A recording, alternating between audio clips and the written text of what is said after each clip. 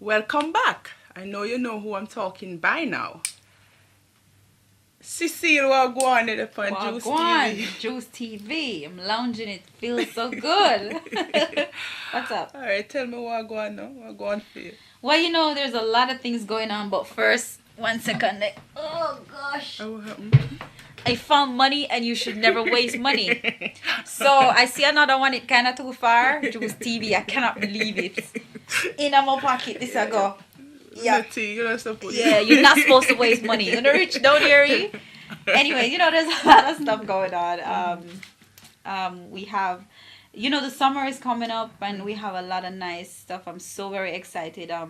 My North American version of my album is coming out in July, and this serves for the Caribbean. Okay. I mean, I've never had an album for this territory before. Japan, yes, and I've changed up my stuff a bit. Came out with Waiting the other day, and a lot of people thought, oh, well, she's just starting to sing, but I actually started out singing. Okay. And I just switched up the thing and did a little singing, and the song got so huge. I got so many, more fans and different age group and everything, and we're gonna call the album Waiting, by the way. Okay. And, well, before you even go further, that Waiting, I'm sure many your fans did not even realize it was you, because it didn't sound actually, because they're always expecting me to be on a dancehall beat, but as I said, when I came out, even before Changes, I was singing, and I did over the If You Had My Love, and on the Latino rhythm. I did that. A lot of people probably don't know that was me, and I was singing. And if you really listen to Changes, the chorus is singing and then the verses are DJing. It was the very first time in my life that I actually DJ'd, so that is really what I came out doing, which is singing. And I got so many new fans, as I said before, and it just exploded. And we did the remix for Waiting, and now Shaggy's on it, and it's it's sounding really, really great. And I have my new single Ride or Die, which you have the video here. It features Paul Campbell, the actor, and I have a combination with Junior Reid, have combination with Ding Dong, and I also have this crazy new song called Soulfly. That's my dancehall single, and that features Beanie Man. So I'm just very, very extremely excited. I think you're telling them too much, right? All right, crazy. All right, so let's talk about Cecile in the sense of you are from a respected and a well-known family here in Mandeville. Right. What's your childhood like? Well, in every way I'm ever mixed up, because what happened is my father's side of the family is very well known. My mother's side, she's actually from Porus, which I was actually born there. Okay. And of course they're not well known, but my dad, they're well known here, and my grandfather was the mayor of Mandeville here for many, many years, Cecile Charlton. Right. And so a lot of people still don't realize, they don't make the connection between the Cecile that was going to Bishop Gibson High and that, was at Charles F. Betting and everything, to the Cecile that is actually singing. No. A lot of people still don't make that distinction, that it's the same person. A lot of people just don't know. Don't know. They don't know, not that you have changed in your They just don't realize, because a lot of people who knew me then, I don't know, they just, a lot of people, only when they hear, like the other day I was doing an interview in Morning Time and they asked me about my grandfather again, and then people on the street were saying, oh my God, I can't believe that. Exactly. So, but I think of Mandeville as my home. I really, really love Mandeville. I spent most of my childhood years here. I went to high school here. Most of my friends, all of my friends are from here, and I still have lots of friends here. I come down all the time, as often as I can. As I said, my dad was just here. Everybody's here. I have maybe like only Trissy and Sean, they're still in Poros. Everybody else is in Mandeville or abroad. Love Mandeville to death. Love Mandeville to death. It's I always nice boast place. about Mandeville. I tell Kingston, I was like, no, it's not happening like Mandeville no matter what. And they're always like, yeah, like the guys are always like, yeah, Mandeville have some nice girls. Them call it Galdeville. Yeah. But, it was just a happy time for me. I used to go to Bishop Gibson High School, and I was very good at English literature and English language. I guess that's where the writing, because I used to, in my typing classes, I used to be writing poetry, which I should not have been doing. But I typed so fast, I had, when I finished my work, I started writing songs in my class. Okay. Yeah.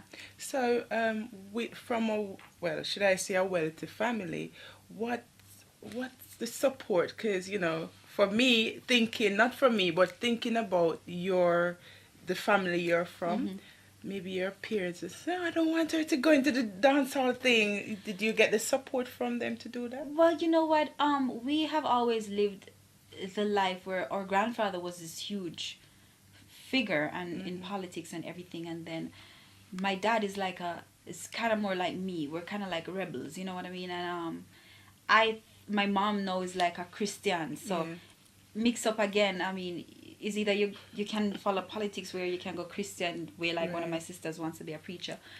I never wanted either of those things. I loved music. I wanted to do music. My dad has always supported me. My aunt, who actually she started the first playing reggae in South Florida, Winsome Lady C. Charlton. She was on Waves, WAVS radio for many, many years. She does the Reggae Soca Music Awards in Florida. And that's Cecile Charlton's daughter. So she has given me so much support. My dad supported me.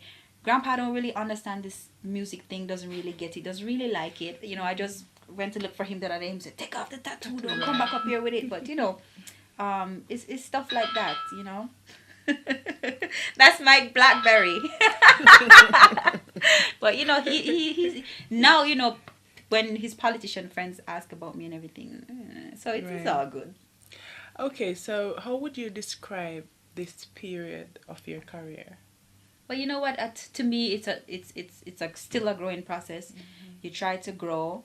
You see some mistakes you've made. I mean, I don't really think I've made any mistakes, because people will look back and they see I've done different things. I've done changes. I've done stuff like Do It to Me Baby, which you get a lot of flack about, and then you see on The Star, you see people indulging in pornographic videos, and I'm like, oh my God. And then he's like, 90% of the artists do it and they lie. That's what he said. Right. But you know, so you look back at stuff that you've done, just explaining certain things, and then you're like, people were always saying you're incorrect or whatever. It's just stuff that we sing about. It's what happens. You know, it's no big deal. I'm not necessarily talking about my life when I sing. I talk about just stuff. So I don't look at anything as mistakes. So I shouldn't really say that. But it's still a growing process. You can't be talking about the same thing all the time. You can't be trying to be controversial. I can't sing a song like Changes all the while. I can't sing Do It to Me Baby all the while. I can't sing Lose all the while. You know, you can't be bashing the men all the time. It's time to big up the men, because you have some great men in Jamaica. So when you see me sing stuff like Waiting and the new one, Ride or Die, Gangsta girl, I love my gangsta guy. Right. You know, it's just, so I just look at my career and me as still a work in progress, and you try to grow, and you try not to repeat yourself. You try to change. Okay, the single Changes. You won a legion of female fans. What inspired you to do that song during that time? Because, you know, now it kind of accepted, because a lot of artists doing that kind. Well, I mean, you just want a buzz, you know, and I think very strategically. I was actually supposed to be recording for Fire Links, and I started calling out all the name of the selectors, because that would be a good thing for him to play and be dissing them, a girl dissing them. And we realized we never had enough selectors at the time, and I said, you know, let me throw some DJs. It was me, Scatter, Scatter from Magnum Kings of and Queens of Dancehall, who has been my working partner since Changes. He and I produced that record and Do It to Me Baby, and the one with Elephant Man, Bad Gal. And what happened is, we were just driving to the country with Merciless, and I started flipping Merciless's name and Shaggy's name and everybody else's name. And we're like, yo, this song hot. And I didn't have a chorus, and I just was singing Mary J. Blige, can't you see what I mean? And I was like, I'm using that as the chorus. And that was how that came out. Very strategically planned. We knew some people would have been upset. We know some people think it's funny. You were aware of we what were aware, yeah. But, you know, you want people to see who this new person, because I was singing before that, and you know, so which of the artists was affected more? Killer Man? No, Rodney, come on now. I'm a friend now, though. Okay. Yeah, you know, but I mean, make Bounty Killer start dancing, you know. And Beanie Man. Me make Killer start dance. Yeah. So yeah, Mr. Bounty Killer to Steve. So he so got his own dance now, and Killer figure. Me broke him out. Oops.